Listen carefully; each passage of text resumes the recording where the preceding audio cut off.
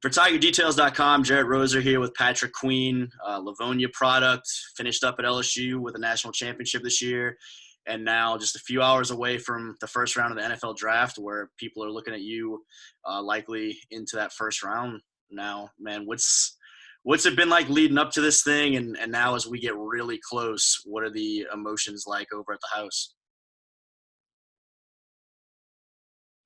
Leading up to it is just a lot of being like anxious, just to get to the day, and then now that it's here, I'm like like totally nervous, and just it's like the craziest feeling ever. But just a lot of hard work, a lot of dedication, a lot of prayers, just a lot of everything that needs to be correlated into it. What is the nervousness, I guess, associated with? Obviously, you've to this point you've done what you can, like all the hay's in the barn, so to speak, on your end. You're just kind of waiting for the call. What is kind of your mindset going in and your expectations if you have a spot where you're hoping to go, or what is the nervousness kind of about as the draft kicks off at 7?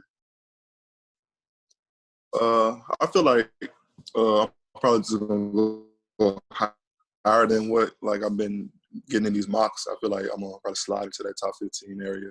Um, it's just a lot of weird feelings going on right now. Like I'm just sitting here waiting on the draft. Don't know who's going to take me. Don't know when I'm going to get took. So it's just a lot of stuff going into it. But it's better than nothing. So I can't complain at all, really. Yeah. Keeping up with you guys some during this. Obviously, your name keeps getting tied to the Saints quite a bit. The Ravens are another team that people talk about you potentially ending up with. The Dolphins, potentially the Patriots. What have you heard from some of those teams that seem to keep popping up associated with your name in those mocks, as well as who are some of the other teams that you've kind of felt a pretty strong connection with thus far? I talked to a lot of teams. Those teams I talked to, meetings went great. I talked to some other teams that's in the top 10, like the Giants and the Jets and stuff. I talked to them. Meetings went great. So it's just like really hard to know like for sure where you're going or who's giving you like the nod that like, yeah, we're gonna take you. It's just there's so much going into it. And I'm gonna be thankful for wherever I end up. I don't have a preference where I go. I'm just ready to get there and go to work. What is this moment like, or this process been like for you to go from I mean, when you and I were first starting to get to know each other, you were the running back at Livonia, and then you were playing all over the place on defense, and really didn't settle fully into linebacker until the past couple of years, and have progressed so much so fast, but obviously still earlier in your linebacking days than it is for maybe some of the other linebackers in the draft, but still viewed as one of the top picks at that position. I mean, what has it been like for you to see this type of a rise to where you're viewed as a first-round guy in the NFL draft, and how much more potential do you still see for yourself once you get to that next level and you're working with some professional, I mean, long-time linebacking coaches at some of these places that have had some fantastic linebackers through the years?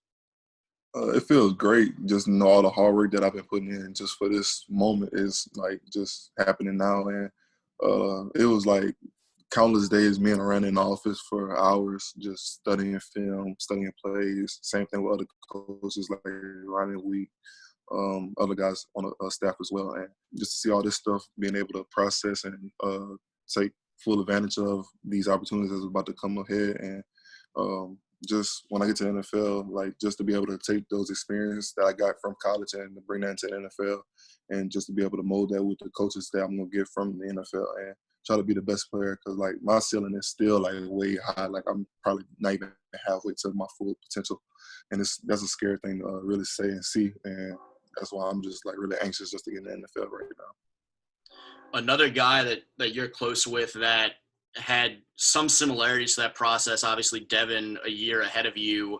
You guys finish up in Arizona after that bowl game a year ago, and Devin's marching around making sure every camera in sight is ready for you to be the next guy up and kind of take some of those reins as he ends up going to the draft and getting selected by the Buccaneers. How much have you heard from him through some of this? Has he had any advice in terms of just being ready for the draft and how to go into it?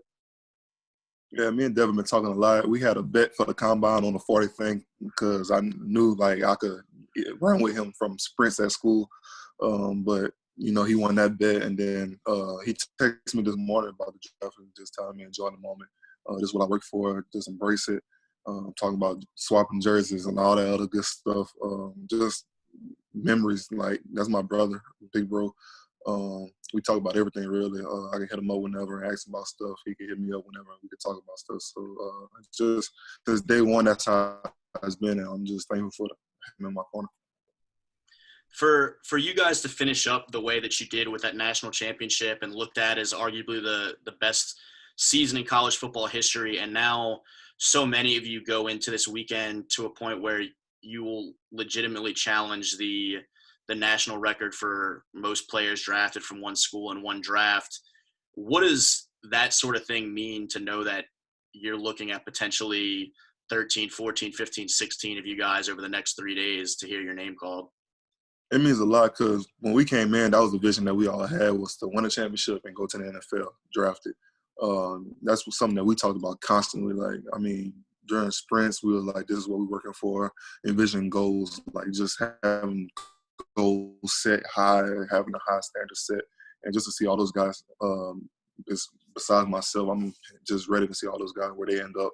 I talked to Caleb Vaughn a lot, I talked to Justin a lot, talked to Christian Fulton a lot. Thaddeus Moss, Sadiq Charles, all those guys I talked to a lot. So I'm just ready, really excited to see where they end up. Christian said you guys have the group text already going, but he might have to put on silent so that y'all don't start blowing him up too much on live television. You think it's going to be pretty lively tonight, though, as things start rolling and the names start coming off the board? Of course. We was in the group message talking last night and stuff. Then Joe came in there being Joe and made everybody laugh and stuff. It was trying to be a serious moment. So it's definitely going to blow up a lot tonight. But, I mean, that's what we work for, and we're going to enjoy the moment however we can. I'm sure you guys will enjoy. I told your dad I had a little bit of a surprise. As I've had all this work from home time in and was kind of cleaning up, I stumbled across this ticket from that signing day party we had. If you look back to that point, and you're kind of talking to 17, 18-year-old Pat, how crazy do you think your situation is now to this guy? Or did you realize it was going to get to this point where you're looking at a first-round NFL draft pick in 3 years? I think he would have noticed. I would think he would have known that he would have been that player. Probably not this quick how it happened, or the stuff that got me to this point, but he would have known. He would have been. I wouldn't have told him to change anything. I would have told him what he felt was in his heart. That's what he should have did going into this point. And I liked how you have the 15 years and up age restriction for the party. What is the draft viewing piece look like these next couple of days? What are you guys going to be doing, eating, any of that sort of stuff as you watch this unfold? My sister just cooked some meatballs in the oven. Got a cake. Mom's probably gonna cook some Cajun food or whatever, and whatever's on none of that. I'm gonna work out afterwards, so it'll be all right. But I'm gonna eat everything in sight. As excited as the whole community has been for you throughout your entire career to this point. It's kind of a weird time in the world right now where there's such limited contact, but how much have you noticed just some of that excitement building as we get closer to the draft from, I mean, not only the family, but really the entire community out there in Point Coupee Parish? And I'm sure the fact that the Saints are in the mix doesn't hurt for some of those folks too. Yeah, I get a lot of questions like, where do you want to go? Have you talked to the Saints? Do you want to go to the Saints? It's just a lot of going into it, but it's a lot of support. Like they say, wherever I go, no matter what, they're going to support me. Some of them fans are Atlanta fans. Like, yeah, we're going to still support you, but we're not wearing jersey. It's just a lot of stuff going on, but everything's support. So, I mean, at this point, I just couldn't be more grateful just to be from this type of community. I was talking to Lloyd some. It's been interesting to watch how many LSU guys have ended up in Carolina, Atlanta, and Tampa, and now several of y'all, those are possible landing spots. I mean, what is that stuff like for some of you guys that grew up big Saints fans to either potentially go play for a big rival or in your and a couple other cases to possibly have the opportunity to play there? How much does that childhood fandom kind of pop into mind versus the business aspect now of just needing to be in the best place to start a career? I think growing up as a kid, some kids have favorites and some kids just like watching football, and other kids just like watching football.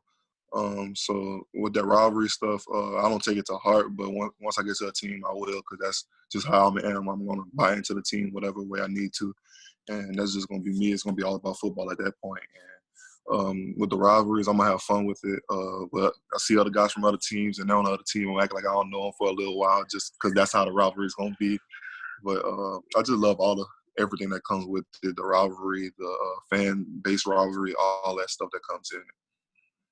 For whoever ends up taking you tonight, when the fans start looking around the internet and want to see, all right, who is Patrick Queen, who's this guy PQ that is now a part of the franchise that they love, what do you kind of tell whatever fan base ends up being the new home for you to expect from you? Just expect a hard worker, somebody who come in with a lot of energy, a lot of passion, a lot of focus, a lot of discipline, somebody who just wants to come in and win. That's my main focus. All those rookie awards, all those other awards, pro awards and stuff, those would be nice, but at the same time, I just want to win. The only thing that matters to me is winning the Super Bowl. So that's why I'm going to come in day one, try to be the best player that I could be to help our team win a championship. There you go, man. Well, certainly congratulations to you on everything thus far, and good luck with it tonight. Always a pleasure. Send my love to the fam. Appreciate that. You know I will. All right, bro. I'll catch you later. All right.